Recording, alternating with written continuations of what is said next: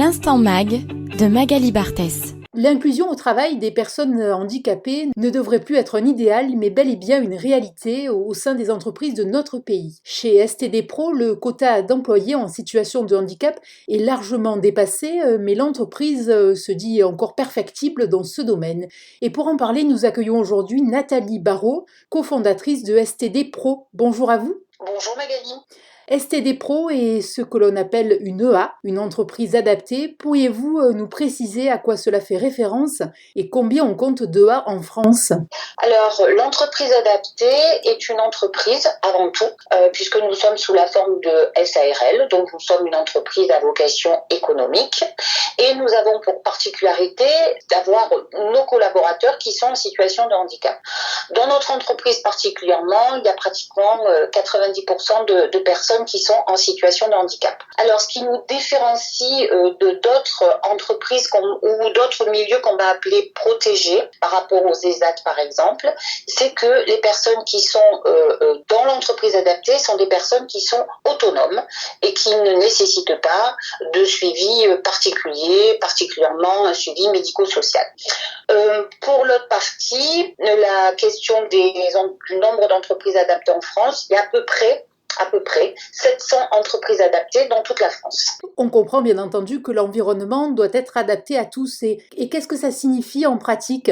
Alors, qu'est-ce que ça signifie en pratique ? Ça signifie qu'on est très attentif à tout ce qui pourrait être un frein pour que les personnes puissent accomplir leur travail dans de bonnes conditions. Donc, on est très interrogatif, on revient souvent vers nos salariés pour leur demander s'ils rencontrent un problème particulier, sachant que en tant qu'entreprise adaptée, le handicap, la typologie du handicap est considérée comme un secret médical et que souvent nous ne savons pas quel est le type de handicap qu'ont nos salariés dans notre entreprise. Donc en fait, on va souvent vers eux en leur disant: est-ce que vous rencontrez un problème ? Est-ce que quelque chose vous bloque ? Est-ce qu'on pourrait mettre quelque chose en place qui vous faciliterait la vie, tant en termes de temps de travail, que de conditions de travail, que d'accompagnement social. En fait, voilà, on les interroge, on va très souvent vers eux pour savoir qu'est-ce qui pourrait bloquer, qu'est-ce qui pourrait freiner leur parcours professionnel. Et dans ce domaine de l'emploi des personnes en situation de handicap, vous faites partie des entreprises pionnières et forte de vos convictions, vous avez souhaité prouver que l'inclusion qui s'est appliquée au sein de votre entreprise pouvait se généraliser dans les grandes entreprises du territoire. Tout à fait. On part du constat que l'entreprise adaptée a une vraie valeur ajoutée dans l'accompagnement de la reconversion professionnelle des personnes en situation de handicap. Et donc, on souhaite faire bénéficier les entreprises du territoire de cette valeur ajoutée que l'on peut leur apporter. Vous lancez aujourd'hui un parcours d'information et d'accompagnement destiné aux responsables RH et dirigeants de grandes entreprises. Les entreprises françaises ont-elles à ce point pris du retard par rapport à d'autres pays ? Qu'en est-il dans notre région ? Alors en fait, c'est pas tellement que les entreprises ont pris du retard, c'est que force est de constater que le recrutement de personnes en situation de handicap, en fait, c'est un peu compliqué à mettre en œuvre. Ça demande beaucoup de temps, beaucoup d'énergie, ça demande une perception un peu particulière. Et donc, c'est pas tellement que les entreprises ne manifestent pas la volonté de le faire, c'est qu'elles rencontrent des difficultés. Et c'est pour ça que on s'est dit, pourquoi ne pas leur faire profiter, j'allais dire, de notre expertise, de notre accompagnement. Parce qu'on pense sincèrement qu'en étant accompagnés, les entreprises de la région, par exemple, pourraient vraiment, passer de l'idée à l'action. Tout le monde est convaincu que l'inclusion est une bonne chose. Par contre, la mise en œuvre est toujours compliquée. C'est pour ça que nous souhaitons accompagner les entreprises du territoire. Il y a encore de quoi faire et justement, vous avez mis en place un parcours, un cursus de sensibilisation au biais cognitif. Quels en sont les objectifs ? Alors, en fait, il y a un double objectif. Il y a une première partie sur ces ateliers qui va être avec des intervenants extérieurs, des pointures, du sujet, qui vont, pendant toute une journée, vraiment faire travailler les personnes qui feront partie de cet atelier sur quels pourraient être encore leurs biais, je veux dire leur manière de penser le handicap et de se rendre compte que souvent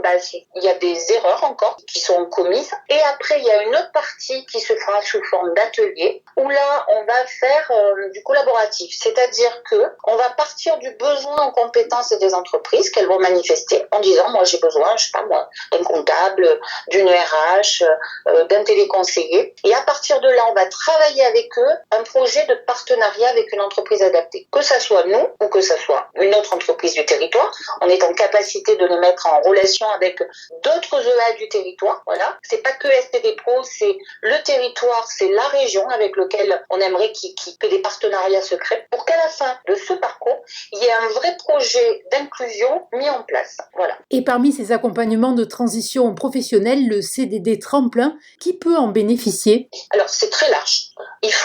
C'est très large. Il faut bénéficier d'une RQTH, d'une reconnaissance de travailleur handicapé, et être soit sans emploi, soit en risque de perdre de son emploi parce que on est en situation de handicap. Donc en fait, voilà, toutes les personnes, ayant une RQTH peuvent s'inscrire dans ce projet CDD tremplin. Et ce CDD est donc intéressant aussi bien pour le salarié en situation de handicap que pour l'entreprise qui l'emploie.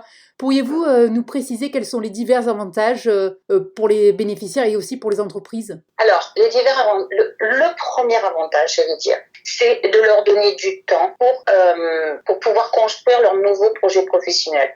Du temps, en termes de formation, parce que quand on parle de formation, on parle presque entre 300 et 400 heures de formation. Il faut bien se rappeler qu'on est sur de la reconversion professionnelle, c'est-à-dire que c'est des personnes qui apprennent un nouveau métier. Donc, on leur donne le temps, on leur donne cet environnement, bienveillant de l'entreprise adaptée pour se reconstruire, pour reconstruire leur parcours professionnel.